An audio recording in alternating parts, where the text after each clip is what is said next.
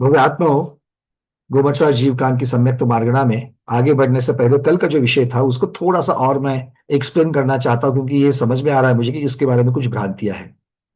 सबसे पहले तो बात, ये निरंतर 8 समय में ज्यादा से ज्यादा एक गुणस्थान में कितने जीव एक्यूमुलेट हो सकते हैं, इसकी अपेक्षा से वर्णन है। कल हमारी जागृति दीदी ने भी ये पॉइंट उठाया था। अब उसी को मैं दूसरी तरफ से देख रहा हूं कि 304 जीव जो है, क्या ये 4 गुणस्थान को मिलकर के मान्य हैं या एक गुणस्थान के हैं, ये पहले इसके ऊपर हम लोग चर्चा कर लेते हैं। और इसको चर्चा, क्योंकि बेसिक प्रश्न यही है और इसको समझने के लिए इसके मूल में जाना जरूरी है। तो इसीलिए आप लोग 8 सीढ़ियों की एक चार्ट बनाना अपने दिमाग में पहले।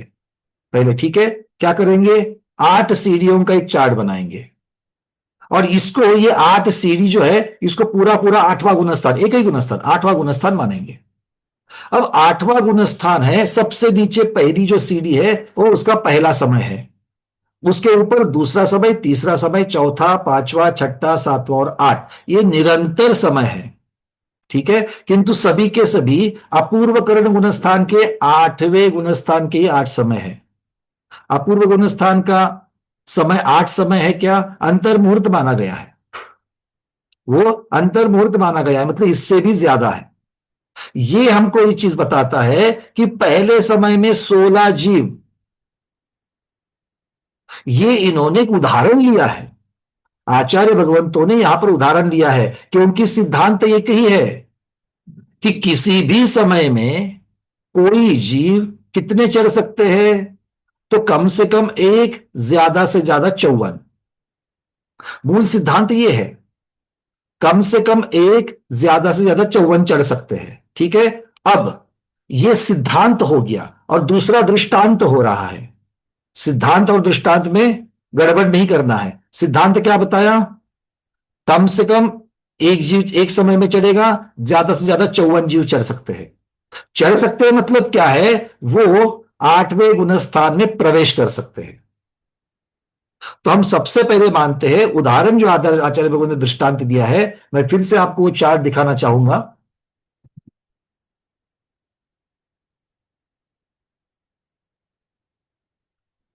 एक मिनट।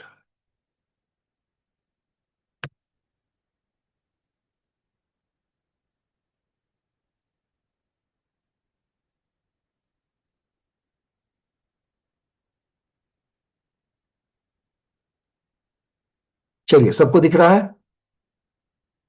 हाँ। तो एक दृष्टांत में आचार्य भगवान बता रहे हैं कि मान लो पहले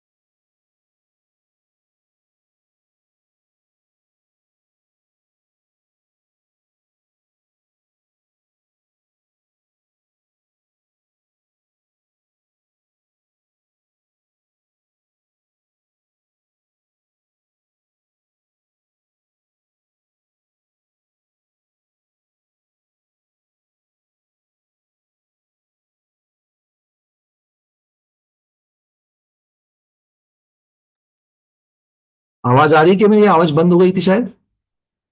हाँ, कहाँ से आवाज बंद हो गई थी? अच्छा, पहले से ही। रुको, चलो मैं फिर से समझाता हूँ, एक मिनट। अच्छा हो गया कि आप लोगों ने संकेत कर दिया, फिर से बताता हूँ, चलिए।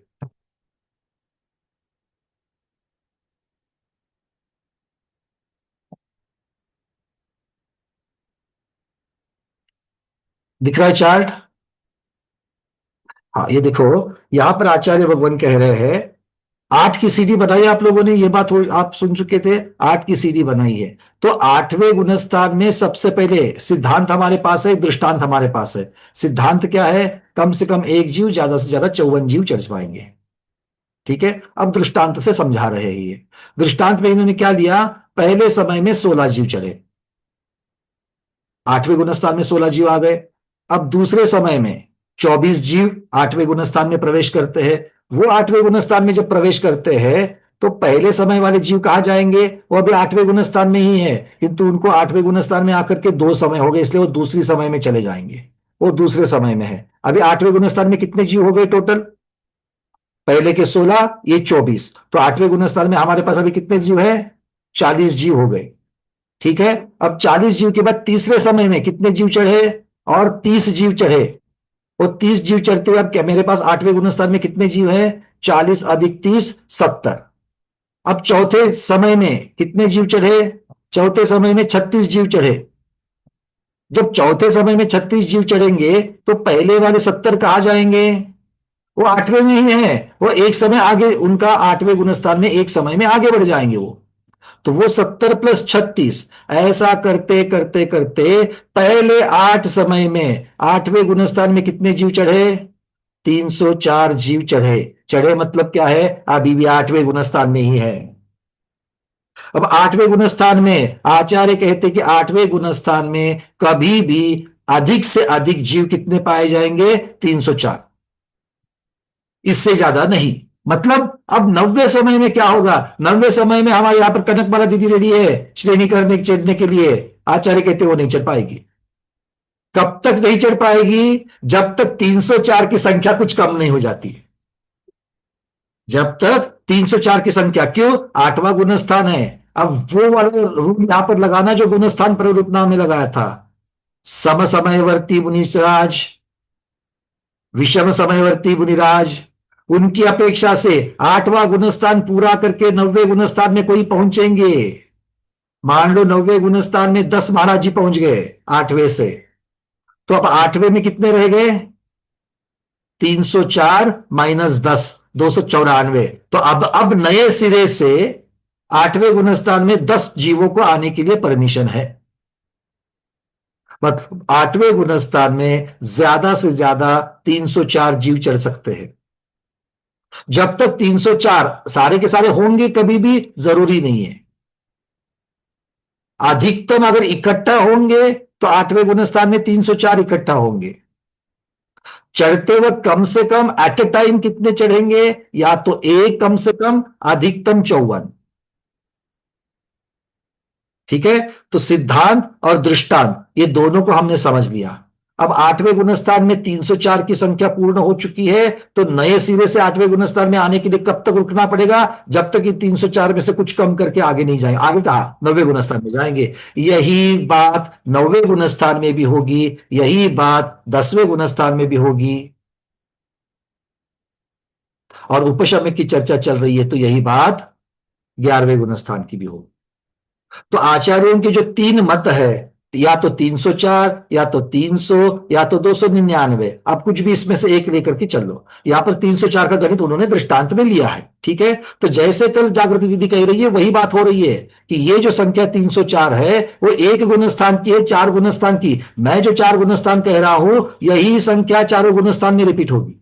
तो कथन वही है, दोनों के कथन वही है, दोनों भी सही है। कथनचित की अपेक्षा से लगाना है आपको। बात समझ में आ रही है? कल मेरे पास 2-3 प्रश्न ऐसे आ गए जिससे मुझे लगा कि ये गड़बड़ हो रही है। जागृति दीदी क्लियर है क्या? तो ये 304 की जो संख्या, मैं अभी आप अनम्यूट कर रहा हूं, फिर आप बाकी लोगों को मैं प्रश्न लूंगा। ये 304 की जो संख्या है, ये मैक्सिमम एक्यूमुलेट होने की संख्या है। हाँ, मैक्स एक ही गुणस्थान में। एक ही गुणस्थान में 304 हाँ मैक्सिमम। बिल्कुल ठीक, एक ही गुणस्थान में फिर 8वां लगाओ, 9वां लगाओ, 10वां लगाओ, 11वां लगाओ, कोई भी लगाओ, एक ही गुणस्थान में। क्योंकि इसका खुलासा आगे और इस बात की पुष्टि भी हो जाएगी कब, जब 3 कम 9 करोड़ मुनिराजों की संख्या आएगी तब इसकी पुष्टि हो जाएगी कि 8वें गुणस्थान में उपशमक की अपेक्षा से, मैं चर्चा कर रहा हूं उपशमक की, अभी तक शपक की चर्चा नहीं हुई है। उपशमक की अपेक्षा से 304 जीव एक्यूमुलेट हो सकते हैं। एक्यूमुलेट मतलब इकट्ठा हो सकते हैं, ये एक सिद्धांत। दूसरा सिद्धांत, प्रवेश करने की अपेक्षा से एक जीव प्रवेश कर सकता है, अधिक भैया जी, कर सकते हैं, 54 कर सकते हैं। हाँ जी। इसमें मतलब एक समय में कभी नए भी होते हैं ना, तो एक ऐसे एक होए मिनिमम, ऐसा तो हो नहीं सकता। नहीं नहीं, चढ़ने की अपेक्षा से, प्रवेश करने की अपेक्षा चढ़ने नहीं की करे। चढ़ने की अपेक्षा से समझो, उसके पहले 8-10 समय में कोई नहीं चढ़ा, बाद में ये बिल्कुल निरंतर 8 समय की बात है, जो है वो निरंतर 8 समय। बिल्कुल बिल्कुल बिल्कुल बिल्कुल, ये निरंतर 8 समय की बात है। ये तो जरूरी नहीं कि हमेशा कोई निरंतर 8 समय ही चढ़े। अगर मान हाँ लो इनमें से निरंतर 5 समय चढ़े, हो सकता है छठे समय में कोई ना चढ़े, हो सकता है 7वें समय में नहीं, 10 मिनट नहीं चढ़े, कोई 8 दिन नहीं चढ़े, हो सकता है। किंतु उसके पहले के जो चढ़े थे वो अपना अंतर मुहूर्त पूर्ण करके आगे चले गए।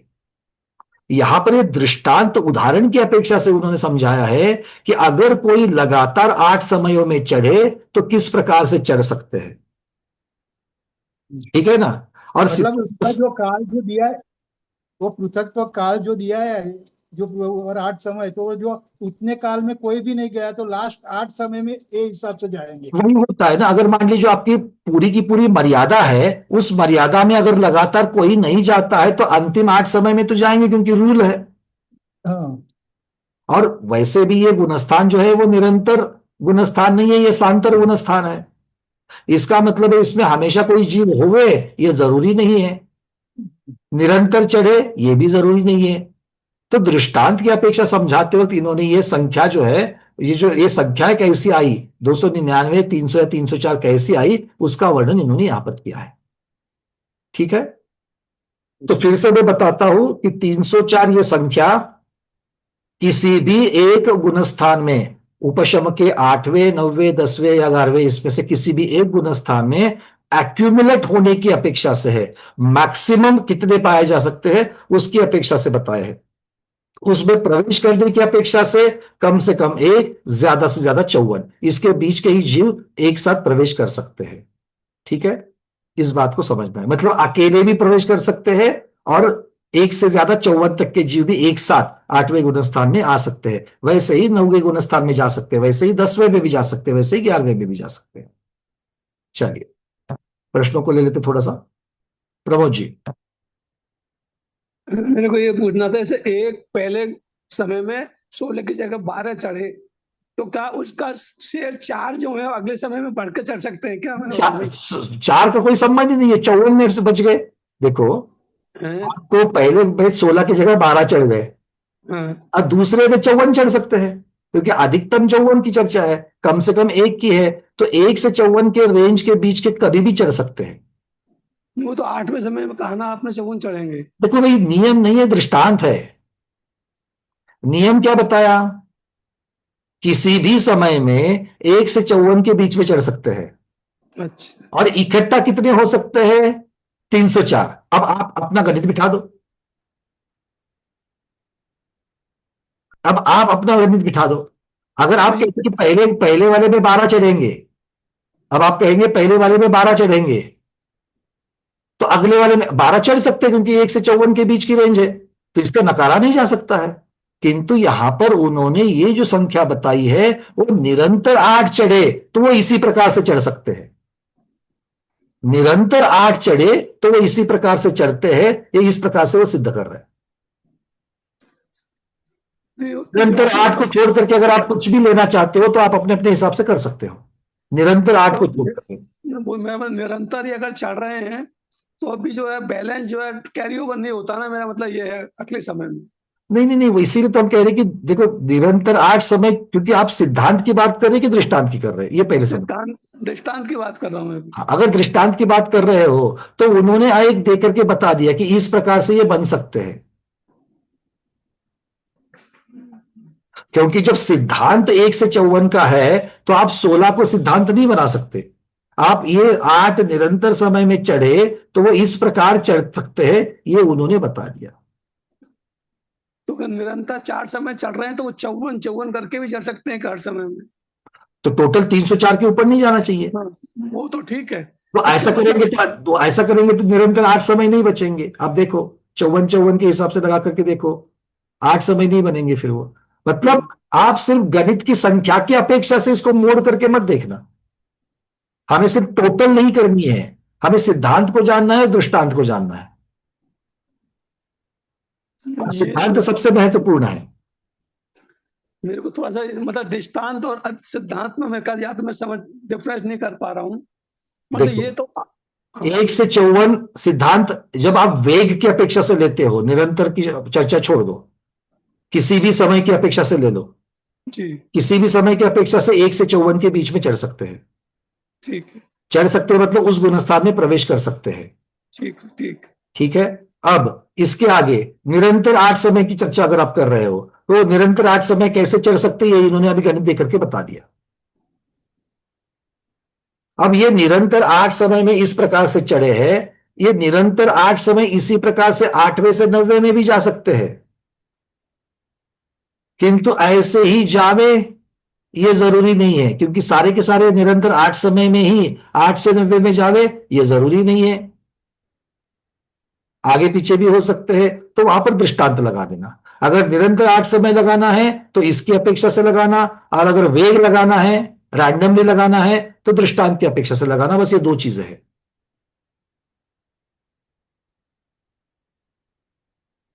क्या हो गया? थोड़ा चलिए अभी समझता हूँ और आप थोड़ा बताएं। मिक्स करना चाहते हैं आप, निरंतर 8 समय कह रहे हो और फिर आप कह सकते हैं कि क्या इसमें कोई चेंजेस हो सकती है क्या? सही है ना? यही आप जी पूछ रहे हो, तो हमारे जी जी उत्तर यही है, निरंतर 8 समय की बात करो तो ये जैसा इन्होंने कहा है वैसे, ठीक क्योंकि गाथा प्रमाण है। निरंतर ठीक। 8 समय में चढ़े तो गाथा प्रमाण की अपेक्षा से चढ़ेंगे।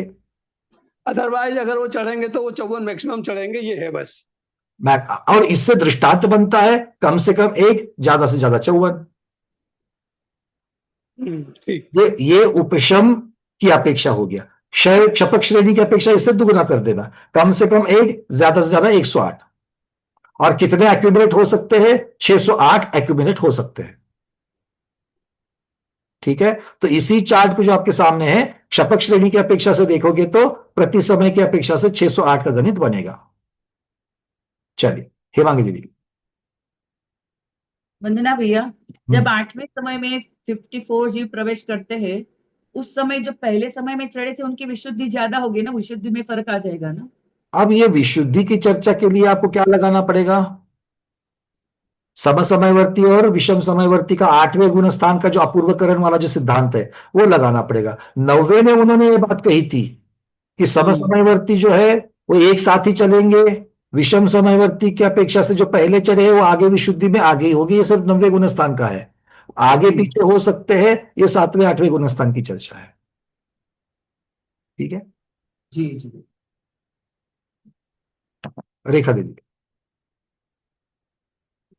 वंदना भैया, जब कुल मिलाकर 304 8 समय के बाद इकट्ठा हो जाएंगे तो अगला गुणस्थान चढ़ने के लिए उतना ही सिद्धांत के अनुसार, या आपने जो बोला तो उसके अनुसार 304 ही होने के बाद ही वो अगला गुणस्थान चढ़ेंगे क्या? वहां पर भी 2 चीजें आपके पास होगी, 2 चीजें आपके पास है। वहां पर भी अपने अपनी विशुद्धि के अनुसार चढ़ेंगे तो रैंडमली चढ़ सकते हैं, रैंडमली चढ़ सकते हैं। अगर मान लो ऐसी कल्पना आप करो कि रैंडमली चढ़ते वक्त भी 8 निरंतर समय वहां पर अगर लग जावे, 8वें गुणस्थान से 90वें गुणस्थान में जाने के लिए वो 8 निरंतर समय में ही जा रहे हैं, तो वो भी इसी तरीके से जाएंगे, इन्हीं नंबर से जाएंगे।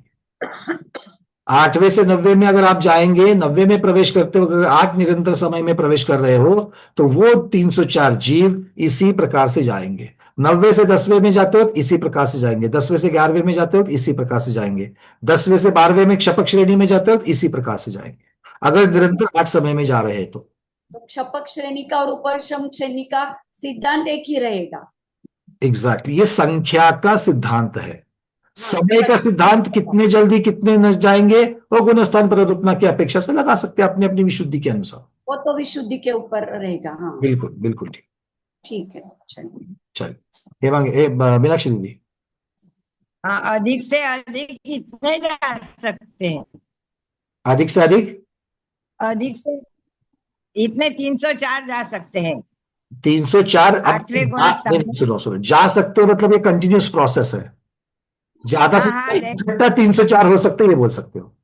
और उसमें से मतलब समझो तो 50 संख्या वाले 9वें गुणस्थान में चले गए तो दूसरे 50 आ जाएंगे उसमें। आ सकते हैं, 40 भी आ सकते हैं, 30 भी आ सकते हैं, ज्यादा से ज्यादा 50 आ सकते हैं, कि ताकि 304 की संख्या का उल्लंघन ना हो। हाँ, ये बात है। तो इसको ये इकट्ठा होने की अपेक्षा से इस संख्या को देख लेना, और ये तीनों कालों के लिए उत्कृष्ट लिमिट, ऊपर का लिमिट है, सीलिंग है, ऐसे समझ लेना इसको। हाँ राजेश जी, जागृति दीदी। भैया जी कम से कम एक वो समझ में नहीं आया। आचार्य भगवान को यहां पर प्रश्न पूछा गया कि आपने कहा कि पहले समय में कितने जीव चढ़ेंगे, तो आपने 16 कहा है। आपने 8 निरंतर समय में पहले में 16 जीव चढ़ेंगे, आपने ऐसा कहा है। तो क्या मुझे, अगर मान लो मेरी विशुद्धि इतनी बन रही है कि मैं साथी से अपरमत्त से 8वें में प्रवेश करने के लिए तैयार हूं मेरे विषय, तो क्या मुझे और 15 के लिए वेट करना पड़ेगा? प्रश्न समझ में आ गया? नहीं, वो निरंतर के लिए ये है, निरंतर के लिए तो ये बराबर है। हाँ, निरंतर नहीं हो तो कम से कम फिर एक तो जाएगा नहीं समझ में। इसीलिए निरंतर का सिद्धांत और बाकी का सिद्धांत, हम ये दोनों चीजें कह रहे हैं। कम से कम एक, ज्यादा से ज्यादा 54, क्योंकि 16 का सिद्धांत आपने बताया है 8 निरंतर के लिए, नहीं तो फिर पहले समय में 54 कहते। हाँ, तो इसीलिए निरंतर का सिद्धांत के लिए निरंतर का लगाना है, और बाकी चीज के लिए एक, कम से कम एक जीव चढ़ सकता है। अब निरंतर की बात भूल जाओ,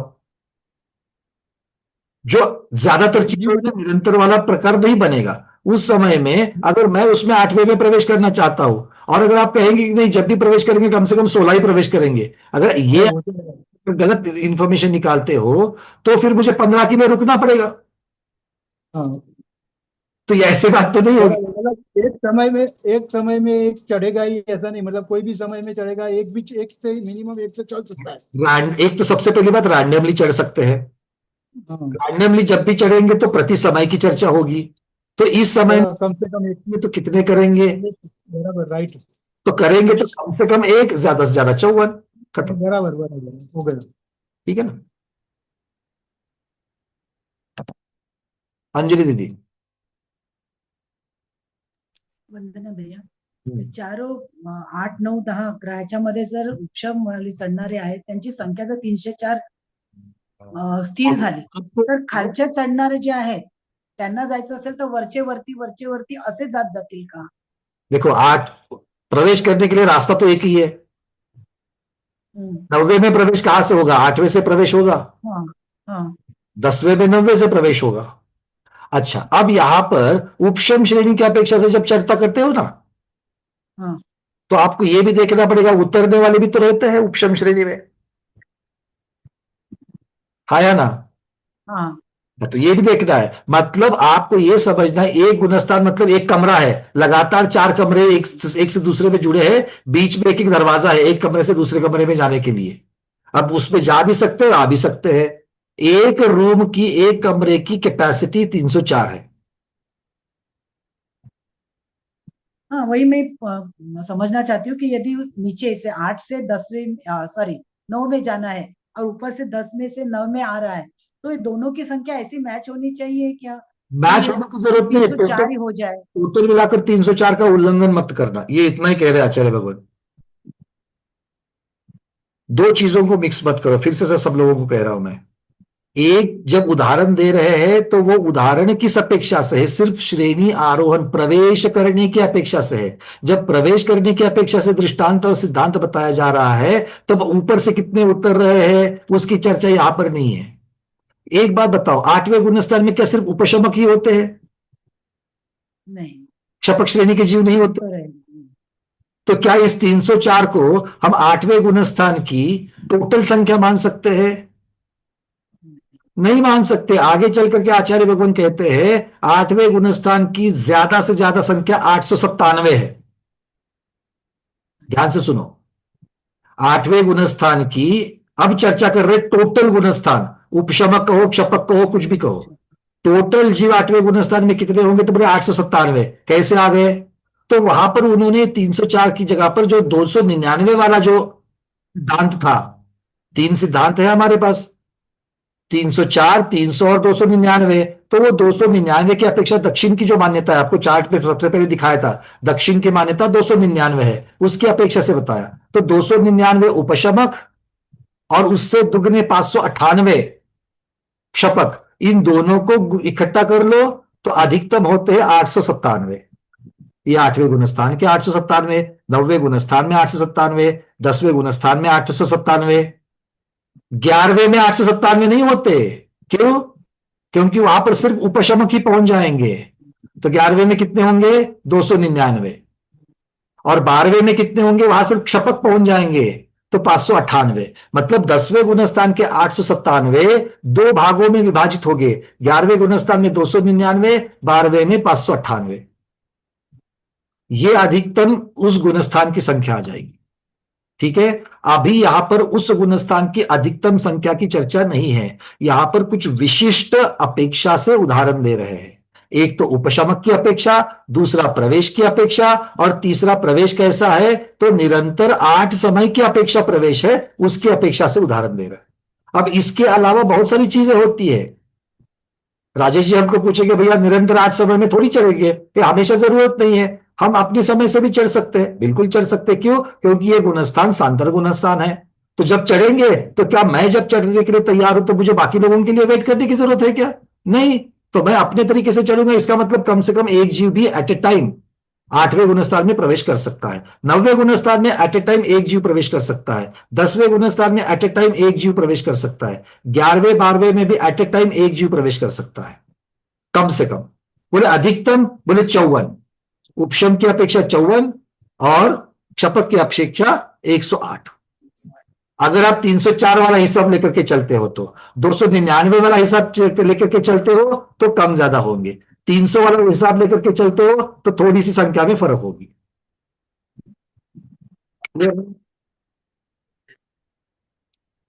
हाँ, इसके आगे अब दे दी थी क्या? भ्रांति तो नहीं है कोई? ये जब तक चर्चा नहीं होती है तब तक पूरा कैनवास क्लियर नहीं होता है कि ये किस किस अपेक्षा से कथन है, और इसीलिए ये चर्चा महत्वपूर्ण है। चलिए, कुसुम दीदी पूछिए।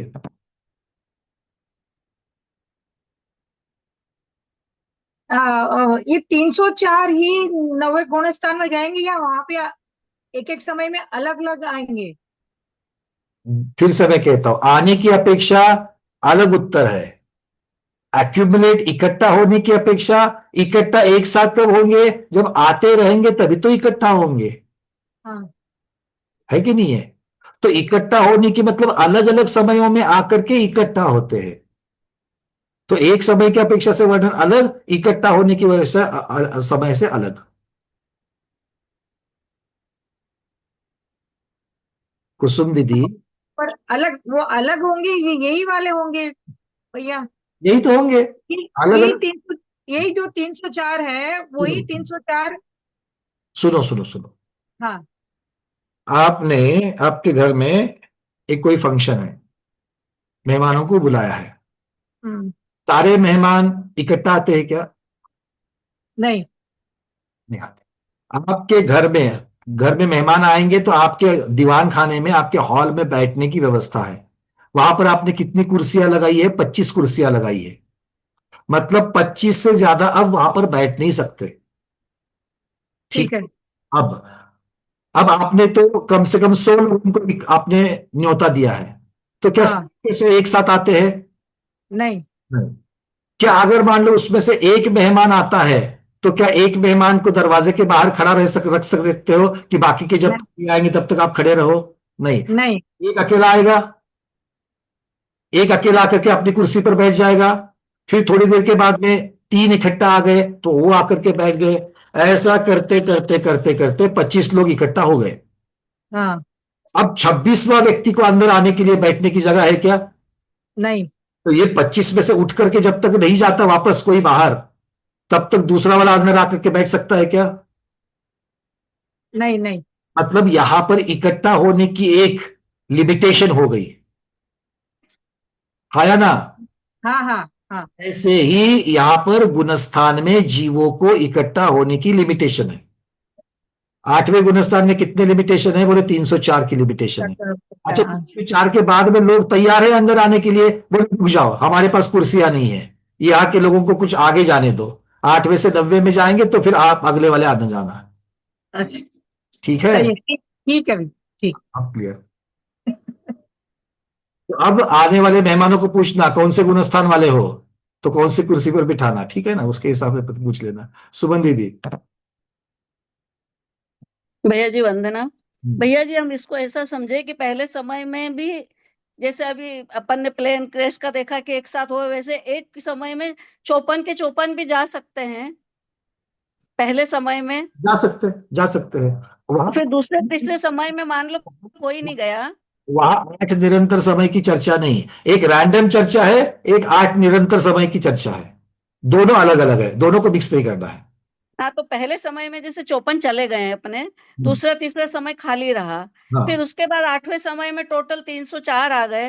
तो लेकिन यदि उसके बाद में यदि कोई कि यदि विशुद्धि नहीं बढ़ी सुनो और वो नीचे उतर गया। सुनो, फिर से कहो।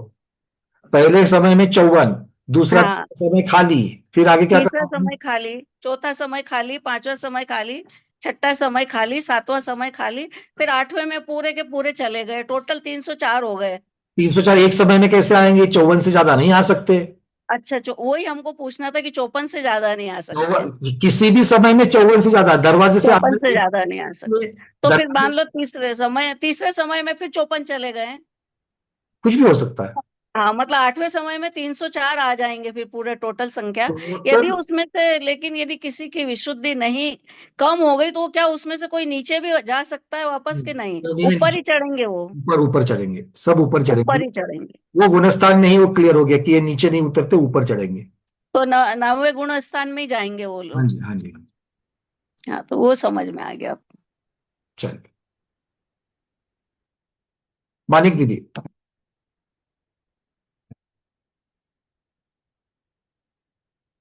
वंदना भैया हो गया क्लियर, वही अभी सुमन दीदी ने पूछा था। बहुत बढ़िया। डॉक्टर शैला दीदी। वंदना भैया जी, जैसे 8 समय में बताया तो उपशमक के इधर पहले समय में 16 चढ़ते हैं, एट ए टाइम शपक के 32 चढ़ सकते हैं एक ही साथ में? चढ़ सकते हैं, कोई प्रॉब्लम नहीं, दोनों रास्ते अलग है, गुणस्थान एक ही है। एक रूम को 2 दरवाजे हैं, एक उपशमक का दरवाजा, एक शपक का दरवाजा, दोनों के हाँ आप मतलब नियम। हाँ, जैसे अपन ने मतलब 304 का एक रूम, 304 का एक रूम, 8वां गुणस्थान, 9वां गुणस्थान, 10वां, 11वां, कि ऐसे गए तो हमारे रूम की कैपेसिटी कितनी है?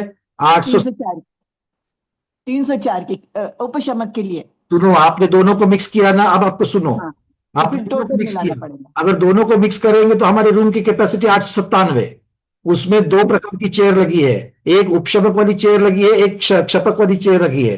क्षपक वाली चेयर 598 और उपशमक वाली 299। वहां पर 304 का गणित नहीं लेंगे हम। अच्छा, वहां कम करना पड़ेगी संख्या, 304 और 608 नहीं करना पड़ेंगे। आचार्य भगवान ने एक दक्षिण की मान्यता की अपेक्षा से वर्णन किया है, अगर आपको उत्तर की मान्यता में करना है तो 304 और 608 इस प्रकार से आपको लेकर के चलना पड़ेगा। हाँ, मतलब ऐसे टोटल 912 और एक साथ मुनिराज रह सकते वहां पर, शपक और उपशमक। वो 912 का गणित कहीं नहीं मानते, वो 500 897 857। क्योंकि मुझे लोगों के पास कैलकुलेटर इतने तगड़े हैं ना, बस आपको कहीं छूट मिल जाए तो आप किसी को भी दोनों को मिला सकते हो, इसीलिए मैं बहुत क्लियर होता हूं बोलते वक्त।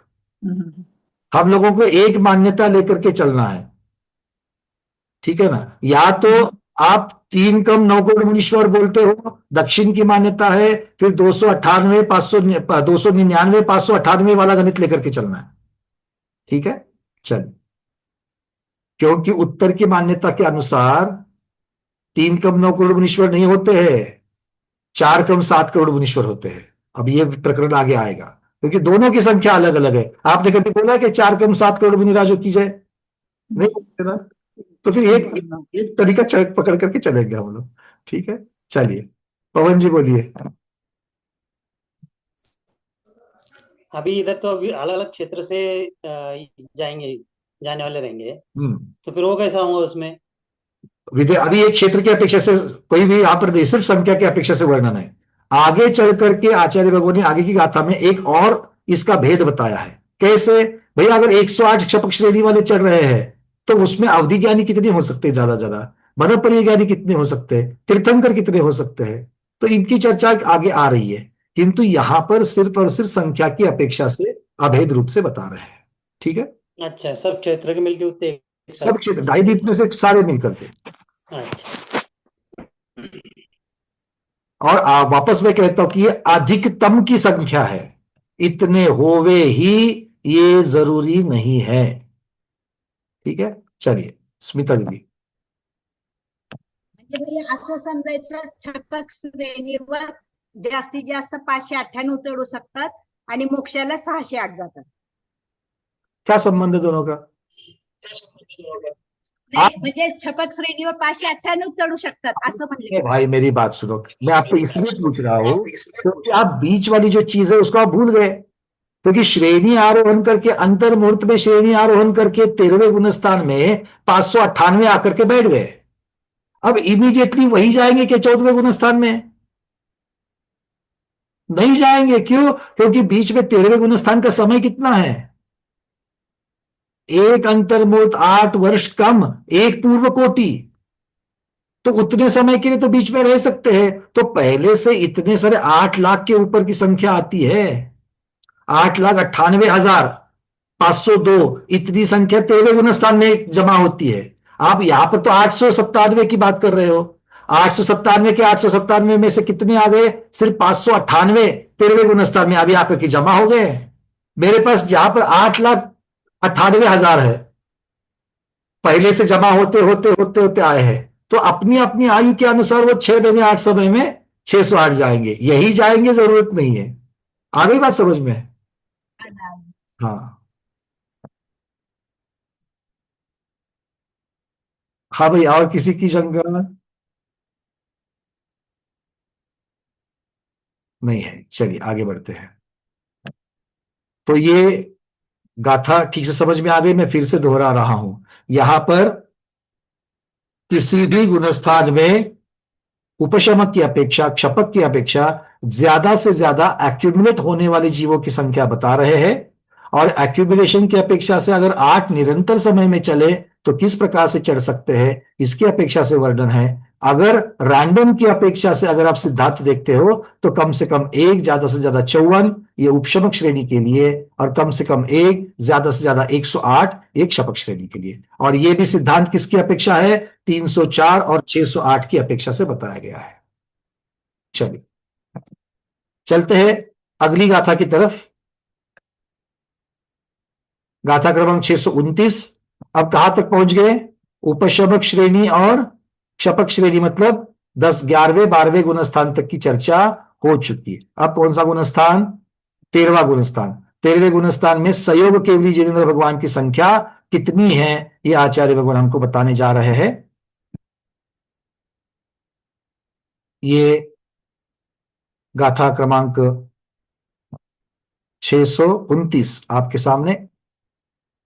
अट्ठेवसय सहस्सा 98 सहस्राणम संख्या जोगी जिनाणम पंचसय विउत्तरम वंदे।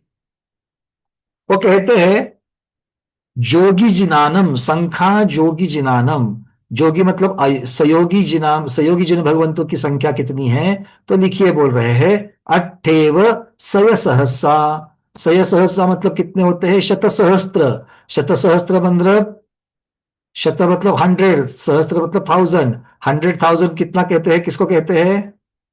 आजकल पाश्चात्य संस्कृति में कोई भी लाख नहीं कहता, 100,000 कहते हैं, है कि नहीं है? पर ये 100,000 कहना वहां की पद्धति नहीं है।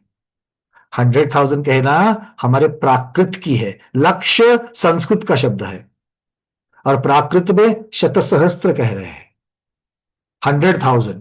ठीक है, तो 100,000 को पाश्चात्य संस्कृति की देन नहीं मानना है, ये आगम की देन है। भाई मैं बोल रहा हूं, समझ में आ रही क्या बातें? हम लोगों को 1 लाख, 1 करोड़, 1 अब्ज ये सब बोलने की आदत है, और वहां के लोग, अमेरिका के, यूरोप के लोग क्या कहते हैं? 100,000। 100,000 के बाद में मिलियन, मतलब 10 लाख को मिलियन, फिर ट्रिलियन, बिलियन, ट्रिलियन, ये सारी चीजें वो लोग कहते रहते हैं। तो ये अपने पास भी इसी प्रकार की आदत है। तो कहते हैं 8,00,000, 8 लाख। आगे 98 सहस्राणम, 98 सहस्र, 98,000। और आगे क्या लिखा? पंचसयवी।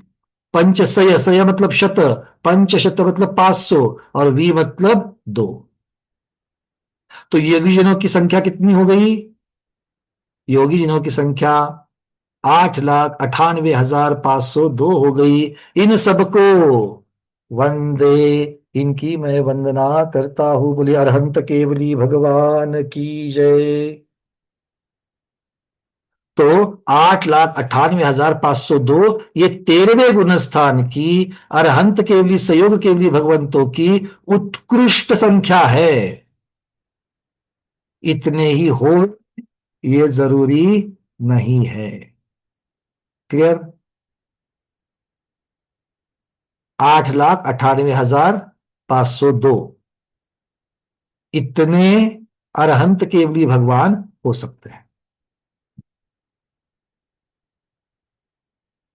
चलिए, अब ये दक्षिण की मान्यता है, उत्तर की मान्यता अलग से है। उत्तर की मान्यता कितनी है?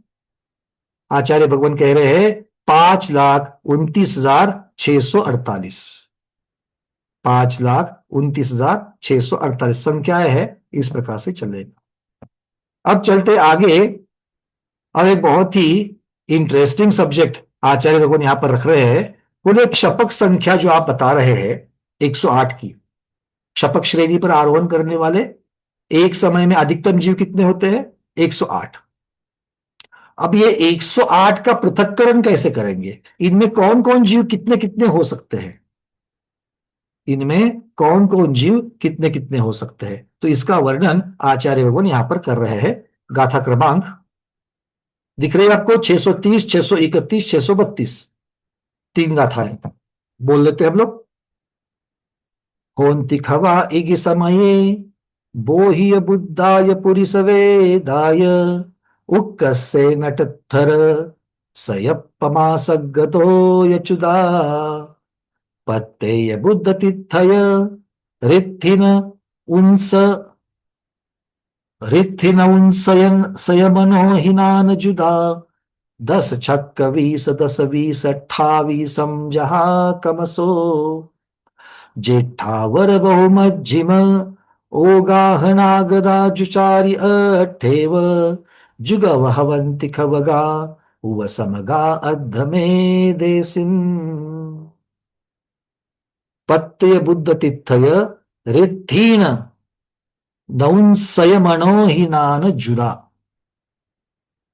मन ओहिनान, ऐसे बहुत से शब्दों को इकट्ठा कर करके ये गाथा आई है। तो चलिए इसको समझने के लिए हम लोग चार्ट के साथ में इसको समझते हैं। मैं यहां से एक एक शब्द कहता हूं, शब्दार्थ को ले लेते हैं। ठीक है, चलिए सबसे पहले आचार्य भगवान क्या कह रहे हैं?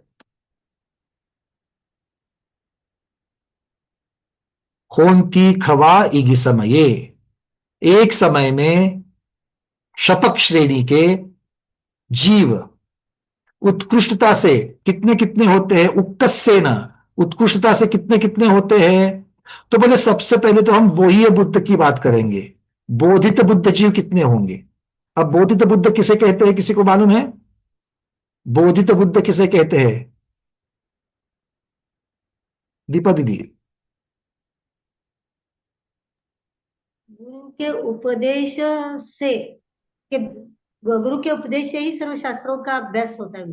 बहुत सुंदर। बोहीय बुद्ध मतलब जो दूसरे के उपदेश से जिनको ज्ञान हुआ है, दूसरे के उपदेश से जिनको ज्ञान हुआ है, ऐसे जीव। ठीक है, तो ये बोहित बुद्ध कितने हो सकते हैं 108 में से? आचार्य भगवान कहते हैं 108 के 108 हो सकते हैं, 108 के 108 हो सकते हैं। फिर पूछा गया अगर प्रत्यय बुद्ध है तो प्रत्येक बुद्धि वृद्धि धारक विनिराज, प्रत्येक बुद्धि धारक वृद्धि विनिराज मतलब कौन कहलाते हैं? जो किसी के उपदेश के बिना जिनको ज्ञान हो चुका है, स्वयं पिछला याद आकर के जिनको जो स्वयंभू है ज्ञान के बारे में, ऐसे मुनिराज कितने हो सकते हैं? बोले 10। अधिकतम कितने हो सकते हैं? 10। तो ये मन में प्रश्न आ गया, अरे आपने अभी तो कहा कि पत्ते बुद्ध कितने होते हैं? बोधित बुद्ध 108 होते हैं, और चढ़ते कितने हैं? सुरेश जी कितने चढ़ते हैं? 108 चढ़ते हैं। जब 108 की 108 सारे के सारे अगर बोधित बुद्ध है तो प्रत्येक बुद्ध के लिए जगह कहां बची? हाँ, तो इसका अर्थ कैसे लगाना है?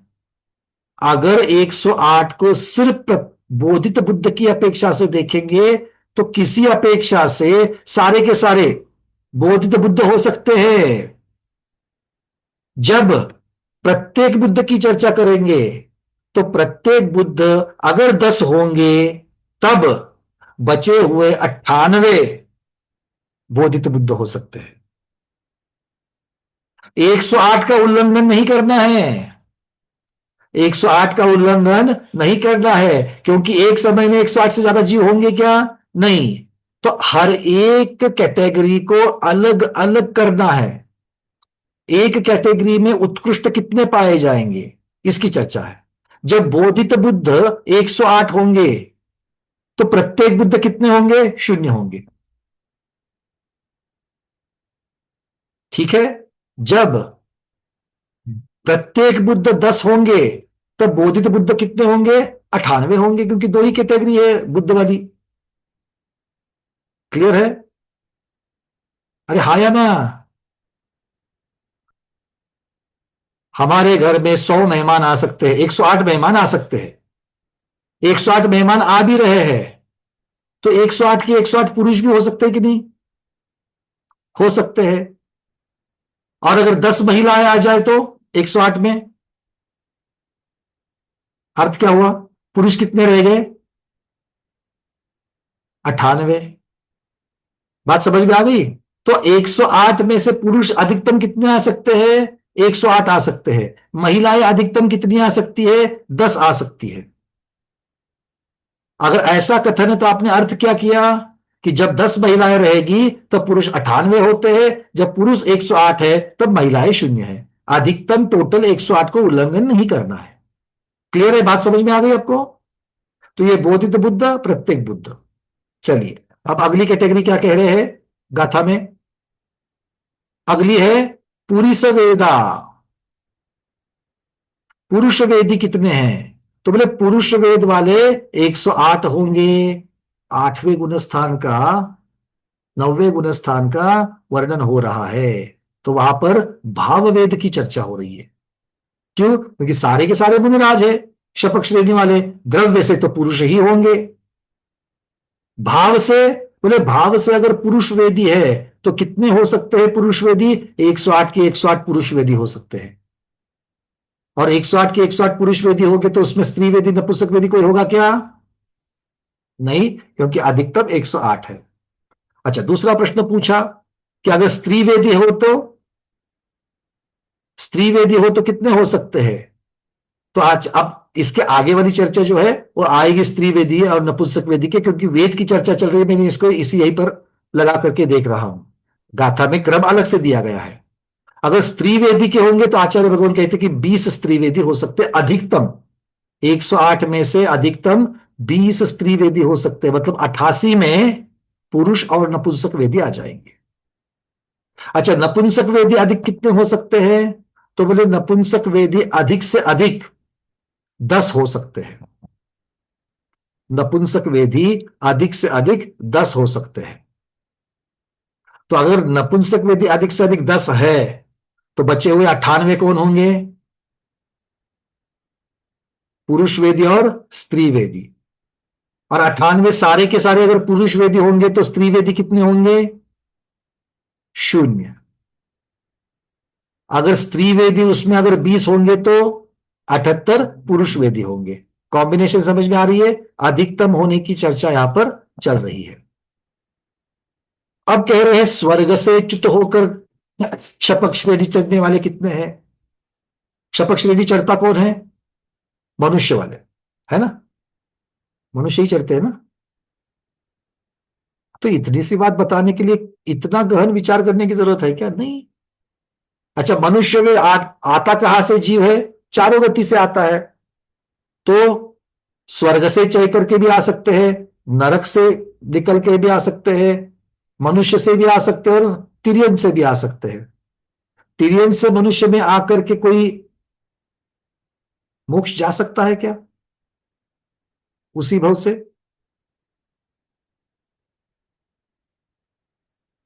नहीं। तो विवर्धन कुमार आदि कहां से आए थे?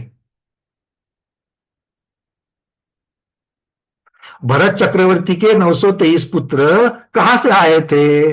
मनुष्यों में तिर्यन से आए थे। तिर्यन से आकर के मनुष्य भव आगे, तो मनुष्य भव अंतिम हुआ कि नहीं हुआ? तो अंतिम मनुष्य भव क्या बिना क्षपक श्रेणी के हुआ क्या? क्यों ऐसा सोचते हो? क्योंकि अंदर हमने अपने आप कूड़ा भरा हुआ है। नरक से निकल करके मोक्ष जा सकते हैं क्या? जा सकते हैं? जा सकते हैं भाई, जा सकते हैं। कौन से संदर्भ से कह रहे हो? अरे महापद्म भगवान आकर के तीर्थंकर बन करके जाने वाले हैं, है कि नहीं? तो फिर साधारण केवली तो कोई हो ही सकते हैं। यहां पर सातवें की बात नहीं चल रही है, किसी भी नरक से बोल रहे हैं, किसी भी स्वर्ग से, किसी भी तिर्यन से, किसी भी मनुष्य से आकर के जा सकते हैं। तो बोले स्वर्ग से आकर के जो मनुष्य हुए हैं ऐसे कितने जीव उस 108 में हो सकते हैं? आचार्य कहते सभी के सभी 108 भी हो सकते हैं, उसकी कोई लिमिट। 108 सारे के सारे जीव स्वर्ग से आकर के, स्वर्ग से च्युत होकर के चढ़ने वाले भी हो सकते हैं। फिर कहते हैं तीर्थंकर कितने हो सकते हैं? शपथ श्रेणी में तीर्थंकर कितने हो सकते हैं? तो कहते 6 तीर्थंकर एक साथ शपथ श्रेणी चढ़ सकते। उस 108 में एक समय के जीवों की चर्चा चल रही है, उन 108 में अधिकतम 6 तीर्थंकर हो सकते हैं। अर्थ क्या हुआ? अब शपथ श्रेणी चढ़ रहे हैं तो थोड़े ही समय में सभी को केवल ज्ञान होगा, उन 6 के 6 को केवल ज्ञान होगा कि नहीं होगा? और कौन है? तीर्थंकर है, तो केवल ज्ञान कल्याणक भी 6 का 6 सबका एक साथ होगा। होगा कि नहीं होगा? 6 का सब अवसर एक साथ लगेगा कि नहीं लगेगा? लगेगा। तो सौदरबिंद्र महाराज कहां चले जाएंगे? कौन से तीर्थंकर के पास जाएंगे? सभी जगह जाएंगे, 6 के 6 के यहां पर जाएंगे। कुबेर महाराज 6 के 6 के सब अवसर की रचना करेंगे, सभी जगह रत्नवृष्टि करेंगे। बात समझ में आ रही है? तो इस पर यहां पर तीर्थंकर मतलब तीर्थंकर प्रकृति का सत्व जिनके पास है उनकी चर्चा चल रही है। क्यों? क्योंकि 108 की संख्या में ये जो सारा चार्ट बन रहा है एक शपथ श्रेणी का बन रहा है। इससे आधा वाला चार्ट किसका बनेगा? उपशम श्रेणी वाला बनेगा।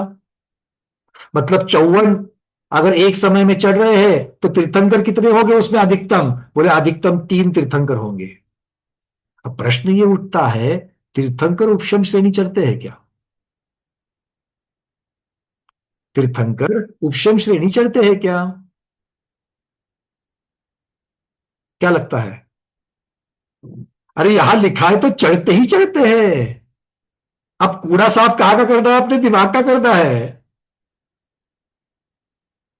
तीर्थंकर भी, अब देखो मान लो कोई विदेश क्षेत्र के महाराज है, कोई विदेश क्षेत्र के महाराज है, मुनि अवस्था में तीर्थंकर प्रकृति बांध ली, उसी भव से मोक्ष जाने वाले हैं और पहले प्रयास कर दिया, क्षायिक सम्यक दृष्टि है, तीर्थंकर प्रकृति का बंद किया हुआ है, किंतु क्षपक श्रेणी की विशुद्धि नहीं हुई है, वो उपशम श्रेणी पर चढ़ रहे हैं। उपशम को उतर करके आएंगे, फिर से प्रयास करेंगे और क्षपक श्रेणी चढ़ करके केवल ज्ञान कल्याणक लेकर के जाएंगे। तो वो जब चढ़े उपशम श्रेणी तब उनका तीर्थंकर प्रकृति सत्व था, वो भी तीर्थंकर कहलाएंगे कि नहीं कहलाएंगे? हाँ, तो इसीलिए यहां पर चार्ट पे क्या लिखा है? तीर्थंकर प्रकृति कर्म प्रकृति बद्ध मुनिराज। क्योंकि तीर्थंकर को तीर्थंकर कब से कह रहे हैं? जब से उनको सत्व लगा हुआ है। ठीक है, चलिए, तो इस प्रकार से ये क्षपक श्रेणी की चर्चा, उपशम श्रेणी की चर्चा। अब आगे स्त्रीवेदी नपुंसक वेदी हो गए। बोले मनःपर्यय ज्ञानी होंगे तो कितने होंगे? मनःपर्यय ज्ञानी होंगे तो कितने होंगे? बोले मनःपर्यय ज्ञानी 20 हो सकते हैं। 108 में अधिकतम होंगे तो 20 मनःपर्यय ज्ञानी होंगे। अवधि ज्ञानी कितने होंगे? तो अवधि ज्ञानी उत्कृष्टता से 28 होंगे, उत्कृष्टता से 28 होंगे। और फिर उत्कृष्ट अवगाहना वाले 525 धनुष वाले अवगाहना वाले कितने मुनिराज 108 में हो सकते हैं उत्कृष्ट वाले? तो बोले 2 ही हो सकते हैं। एक समय में 2 ही हो सकते हैं, अगले समय में फिर चढ़े। एक समय में 2 ही हो सकते हैं उत्कृष्ट वाले। जघन्य वाले कितने चढ़ सकते हैं? 3.5 हाथ वाली अवगाहना 4 चढ़ सकते हैं, एक समय में 4 हो सकते हैं। 108 में 4 ही हो सकते हैं। और मध्यम वाले कितने हैं? अब मध्यम मतलब क्या कह रहे हैं? बहु मध्यम अवगाहना वाले, एग्जैक्ट मध्यम अवगाहना वाले कह रहे हैं। वो कितने होंगे? तो वो 8। तो ये सब मिलकर के ये अधिकतम 8 हो सकते हैं। जघन्य अवगाहना वाले अधिकतम 4 हो सकते हैं और उत्कृष्ट अवगाहना वाले अधिकतम 2 हो सकते हैं। यहां पर मन में प्रश्न उठ सकता है, आपने तो तीनों कैटेगरी ले ली, उत्कृष्ट मध्यम जघन्य, और तीनों की अगर उत्कृष्टता से अधिकतम अधिकतम वाले लेंगे तो 2, 4 और 8 14 हो गए। क्यों मीनाक्षी दीदी? 14 हो गए। यहां पर तो हमारे पास 108 वाले हैं, 108 जीव है, और अवगाहना में लगाने जाएंगे तो 14 ही हो गए। क्या बात है? प्रश्न समझ में आ गया? 108 जीव है, 108 में से अधिकतम उत्कृष्ट वाले 525 धनुष वाले 2 होते हैं, 3.5 हाथ वाले 4, तो ये 2 भी है 4 भी है, 6 हो गए। और मध्यम अवगाहना वाले बोले 8 होते हैं, तो उनको भी ले लो। तो बचे हुए का क्या करेंगे? 96 बचे हुए, उनकी कौन सी अवगाहना है? इसीलिए आचार्य भगवान कहते हैं वो जो 8 कहे हैं वो मध्य अवगाहना वाले हैं। मतलब 525 धनुष और 3.5 हाथ, इनका मध्य निकालो। उस अवगाहना वाले जो है वो अधिकतम 8 हो सकते हैं। बाकी के बचे हुए जो 96 है वो क्या होंगे? वो 500 धनुष, 400 धनुष, 300 धनुष, 200 धनुष, 5 हाथ, 7 हाथ, 9 हाथ, कुछ भी हो सकते हैं। आ गई बात समझ में? तो इसमें से सूक्ष्मता को भी हमें समझना है, चार्ट की सूक्ष्मता को भी समझना है। क्लियर है? तो इस प्रकार से आचार्य भगवान ने कह दिया कि एक शपथ श्रेणी वाले हैं और उपसमगा अर्धमेदेसिम, उपशम श्रेणी वाले इनमें से आधे होते हैं। इसीलिए यहां पर दोनों चार्ट आपको दिखाए गए हैं। क्षपक श्रेणी के 108 में अधिकतम होंगे तो कितने होंगे, उपशमक में होंगे तो कितने, 54 की अपेक्षा से होंगे। तो ये उपरोक्त संख्या श्रेणी में एक समय में पाए जाने वाले विभिन्न जीवों की संभावित उत्कृष्ट संख्या है, पॉसिबल मैक्सिमम नंबर। भ्रांति तो नहीं है? प्रबोध जी पूछिए। इसका अंदर ये हुआ विदेश क्षेत्र में तो 2 ही तीर्थंकर एक साथ चढ़ सकते हैं, तो 2 जीव। सारे के सारे बच्चे 525 के होंगे जरूरी नहीं है। इस क्षेत्र में अधिकतम हो, सबकी उत्कृष्ट की होगी जरूरी नहीं है। अच्छा है ना? चलिए, तीर्थंकरों की तो बराबर सभी के बराबर ही होगी कहा जाता है। होती है, उत्कृष्टता की तरफ वाले होते हैं, सारे के सारे उत्कृष्ट तो नहीं होगी।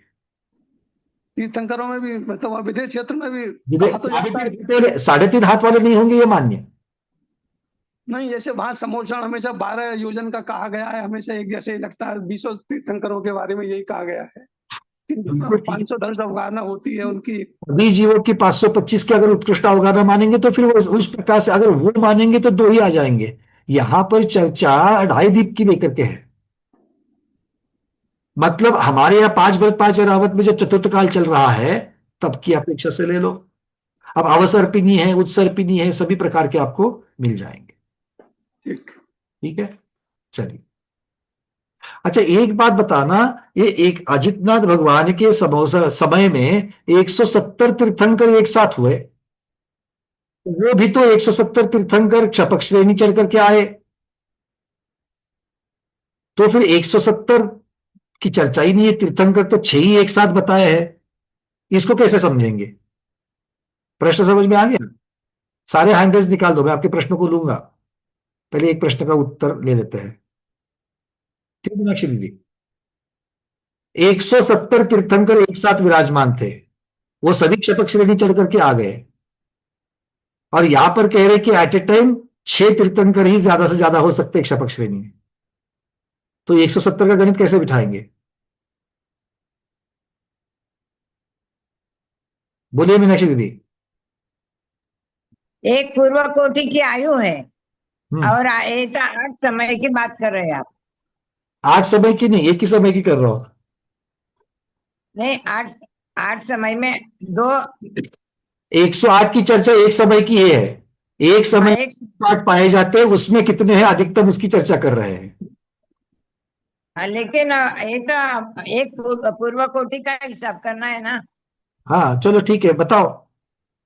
तो इतने टाइम में इतने तीर्थंकर होंगे ही होंगे। बहुत सुंदर, बहुत सुंदर।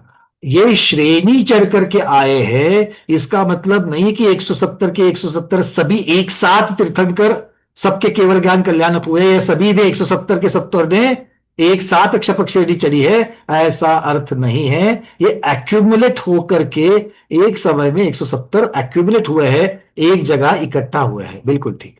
चलिए अब आपके प्रश्नों को ले लेते हैं, समय भी आज का पूरा हो रहा है, इसलिए हम आगे की जो गाथाएं हैं उनकी तरफ नहीं जाएंगे। इसके आगे तो 3 क्रम 9 कोट मुनीश्वर सकल संयमी जीवों की संख्या है 633 नंबर, वो आगे कल की क्लास में ले लेंगे। आज में इतना रख लेंगे, आपके प्रश्नों की तरफ चलते हैं। मानिक दीदी, फिर विजय लक्ष्मी दीदी।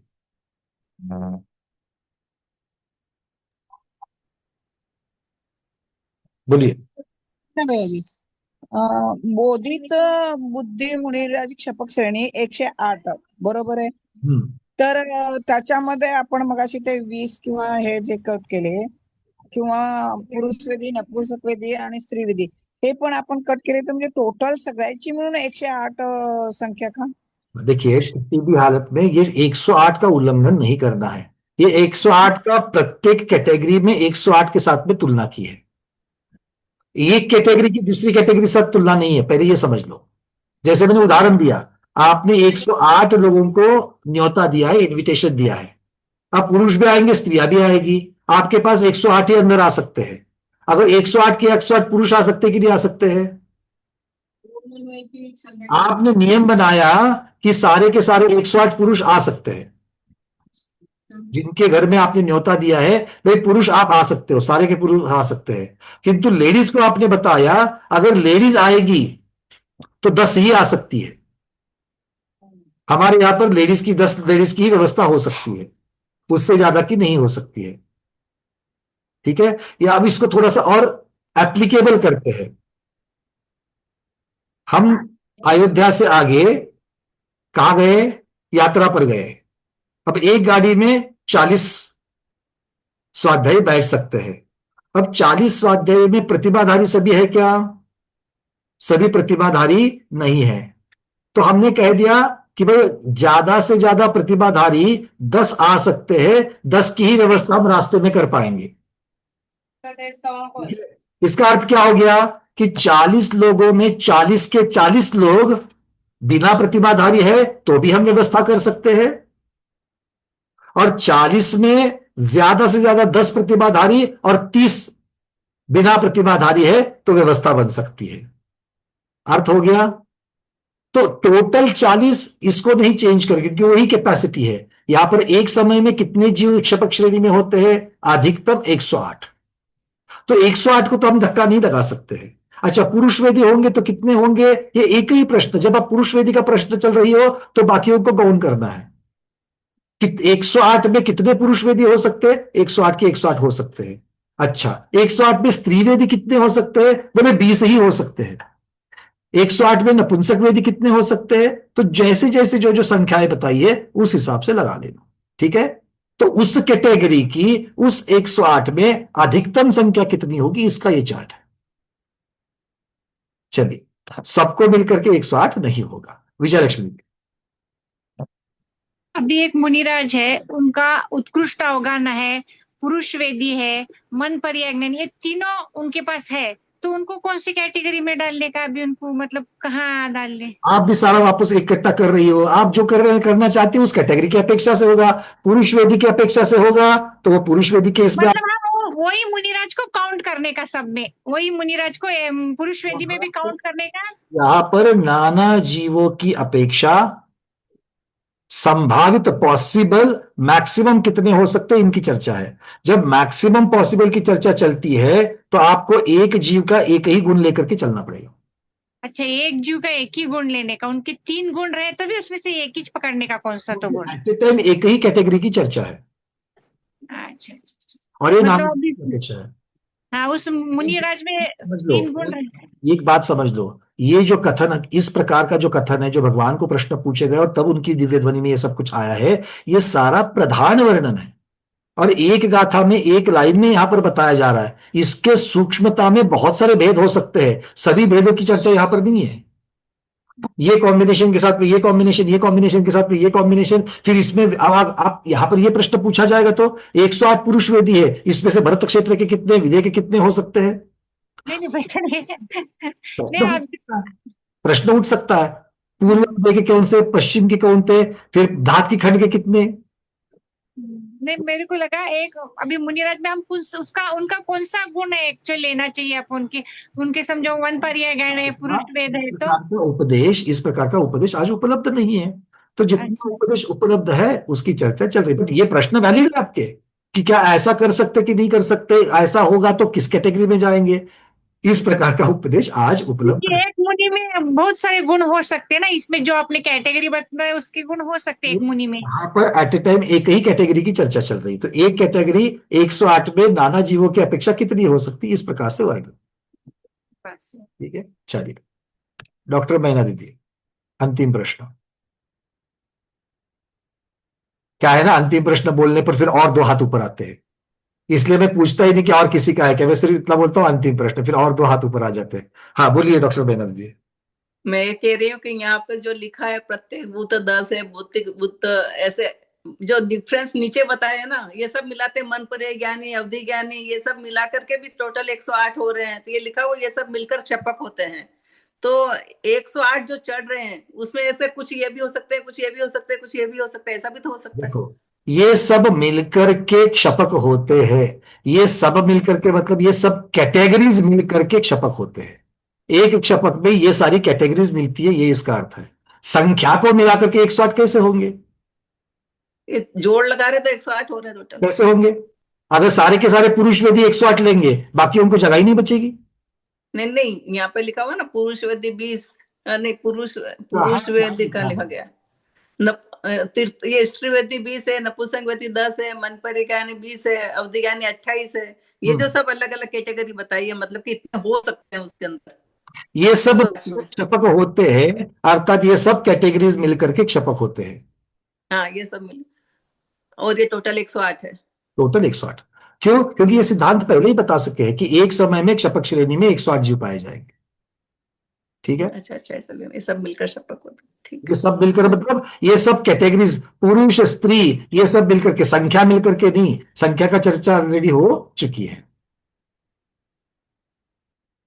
क्लियर? आज के लिए काफी है, क्योंकि यहां से आगे बड़ा वाला एक आने वाला है, चारों गति के गणित की संख्या, भागहार, इनसे इतने, इनसे इतने, इनसे इतने, किंतु हम उसको भी हजम कर लेंगे। बड़ी बड़ी चीजों को हजम किया है तो ये भी करेंगे। ठीक है, तो यहां तक की संख्या ये होगी। यहां से आगे 3 कम 9 करोड़ मुनिराजों की संख्या कैसे होती है, इसका वर्णन होगा, और उस वर्णन के साथ में जो गुणस्थान की अपेक्षा से जो वर्णन आया था, उस गुणस्थान के वर्णन में वो प्रत्येक गुणस्थान की अपेक्षा चारों गति में कितने जीवों की संख्या होती है उसकी चर्चा यहां पर की जाएगी।